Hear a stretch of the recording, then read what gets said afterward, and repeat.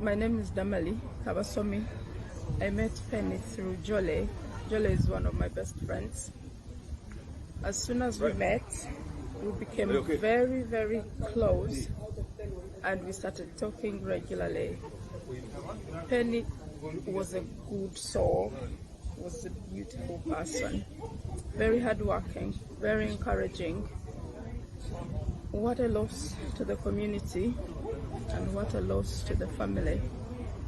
But God wanted the most beautiful at this moment. It's such a sad way to go, but we have to continue and we have to stay strong. I can't say much. I can't go too deep into how much we've lost Penny.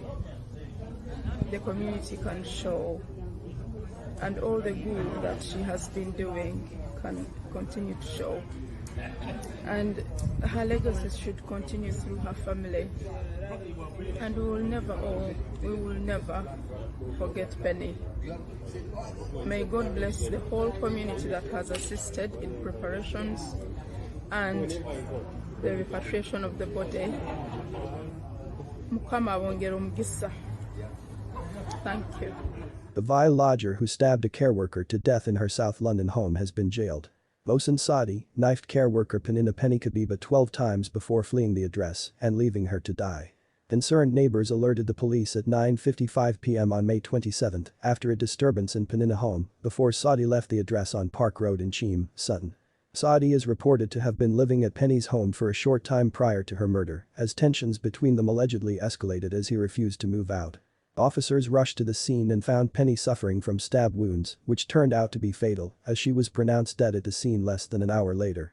One of the neighbors who had called police kept Saadi in his vision and directed officers to him. He was later arrested and charged with Penny's murder. Saadi appeared at Kingston Crown Court and was sentenced to life imprisonment with a minimum of 18 years after being found guilty of her murder. Jurors heard that Ms. Kabiba, a Ugandan national known as Penny, had been residing at the two-bedroom property on Park Road since February 2019, which had been without any significant problems. However, it appeared that she occasionally struggled financially and in April 2021 had advertised a second bedroom as a rent-out. The court heard that having recently separated from his second wife in late 2018 and spending a period of time being homeless, Saadi contacted Ms. Kabiba and paid a deposit. He moved into the property on April 19, however the arrangement soured due to his unhygienic and untidy behavior. Prosecution lawyer Mr. Scamardellis said. She complained to friends that he was messy and dirty and that he stayed up late cooking, which disturbed her rather more peaceful living arrangements. She complained to one friend that she would have to clean up after him when he urinated on the bathroom floor. The situation deteriorated to the point that Ms. Kabiba told her friends that she had asked Saadi to move out. She was studying at college and working 4 night shifts a week at a home for people with learning disabilities. Saadi's response to being told to leave was to be louder and more disruptive late at night, refusing to move out. It seems that matters were coming to a head. On the evening of May 27, a group of friends had gathered in the neighboring flat for a takeaway and drinks when they overheard a female screaming "Help me" at 10 p.m. The 3 men were immediately concerned and were joined by the upstairs neighbors, John and Lisa Abbott, to approach her window to see what was happening. The prosecutor continued. What they saw was shocking.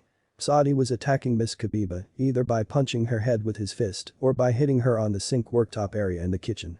From what the group saw, Ms. Kabiba was trying to get away from Saadi and their banging on the window seemed to cause him to stop, and as he did so, with her resistance broken and energy sapped, she collapsed on the kitchen floor. She was dying. Saadi then packed a bag of belongings, including his passport, and exited the building, the court was told. The 3 men decided to follow him, whilst other neighbors went to Ms. Kabiba's aid, where the extent of her injuries became apparent. Detective Sergeant Mark Gadd, from the homicide team who investigated Penny's murder, added. Saadi is a vile man who took Penny's life in an act of senseless gratuitous violence. I know this has been an incredibly difficult time for Penny's family and friends, but I hope the fact Saadi will now spend a significant amount of time in prison brings them some peace. I would like to commend Penny's neighbors who came to her aid and greatly assisted the police by following her attacker, which led to his arrest. Their actions were crucial in enabling us to swiftly arrest him. Rest in peace Penina Kabiba, condolences to the family.